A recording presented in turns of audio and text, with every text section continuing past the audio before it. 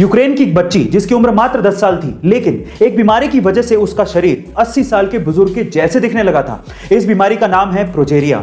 यह इतनी रेयर बीमारी है जो कि पूरे वर्ल्ड में सिर्फ 179 बच्चों को ही है और इतनी गंभीर है जिसकी वजह से किसी भी पेशेंट का शरीर उसकी उम्र से 8 गुना तेजी से बढ़ने लगता है।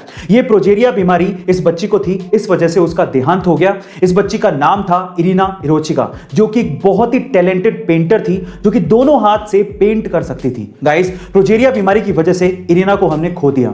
तो चलिए इस टैलेंटेड पेंटर के लिए, जिसे हमने इतनी जल्दी खो दिया, उसके लिए चैट में लिखते हैं rest in piece Irina. Guys, हमने बहुत बार फ्लाइंग कार्स का कॉन्सेप्ट सुना है और बहुत सी कंपनियां ये दावा करती हैं कि उन्होंने वर्ल्ड की पहली फ्लाइंग कार बनाई है, लेकिन हकीकत में इतिहास में पहली बार किसी कार ने 2 सिटीज के बीच में उड़ान भरी है। जी हां गाइस, ये कारनामा हुआ है यूरोप के स्लोवाकिया में, जहां पर BMW इंजन वाली एक कार ने वाकई में स्लोवाकिया के 2 सिटीज के एयरपोर्ट्स के बीच में उड़ान भरी और लगभग 35 मिनट हवा में रहने के बाद उन 2 सिटीज के बीच की 80 किलोमीटर की दूरी को तय किया और लैंड होने के बाद वो नॉर्मल स्पोर्ट्स कार में कन्वर्ट हो गई। इस कार को एयर कार का नाम दिया गया है और इसे स्लोवाकिया के ही डिजाइनर स्टीफन क्लेन ने डिजाइन किया है। मजे की बात यह है कि इस कार को एक्चुअली नॉर्मल पेट्रोल पंप के फ्यूल से उड़ाया गया था और चलाया भी गया था। तो क्या वाकई में फ्लाइंग कार्स का जमाना आने वाला है? कमेंट सेक्शन में जरूर लिखिएगा।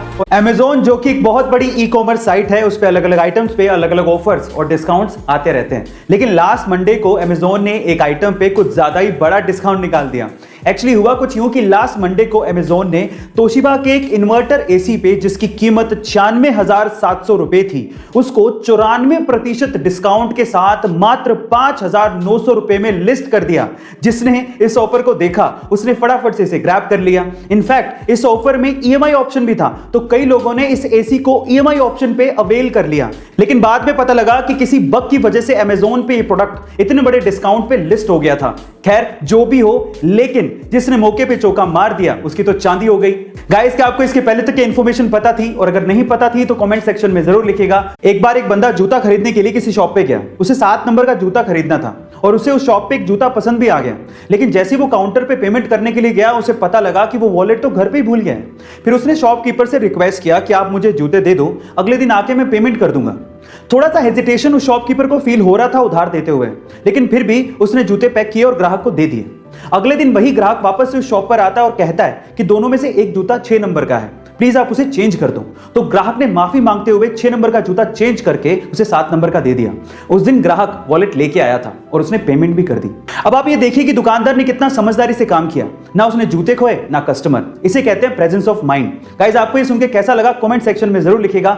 अपने पिता से झगड़े की वजह से 17 साल का एक यूसुफ खान नाम का लड़का पेशावर का अपना घर छोड़ के पुणे आ गया और यहां पर एक कैंटीन के बाहर सैंडविच बेचने लगा।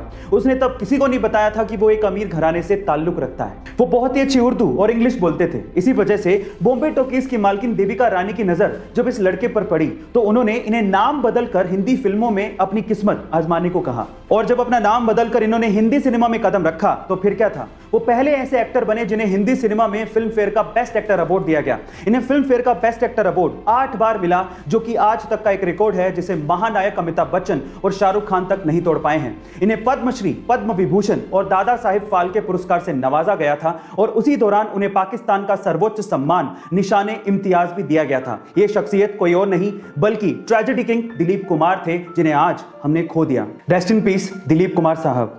कोक स्टूडियो पाकिस्तान का एक फेमस म्यूजिक प्रोग्राम है जो कि सन 2008 में शुरू हुआ था, जिसमें live studio recorded music performances होती हैं और उसमें बहुत से इंडियन सिंगर्स ने भी गाया है। बहुत से फेमस गानों को स्टूडियो वर्जन में सुनना एक अलग ही फीलिंग देता है, जो कि कोक स्टूडियो में मिलती है। और जब मैं इन गानों को सुनता था तो मुझे लगता था कि कुछ ऐसा इंडिया में भी होना चाहिए, और इस कमी को पूरा किया टी सीरीज के मिक्स टेप ने। और अभी रिसेंटली टी सीरीज ने मिक्स टेप का सीजन 3 लॉन्च किया है, जिसमें यूट्यूब की सेंसेशनल जोड़ी सचेत और परंपरा ने भी एक गाना गाया है जिसका टाइटल है तू ही मेरी जिंदगी।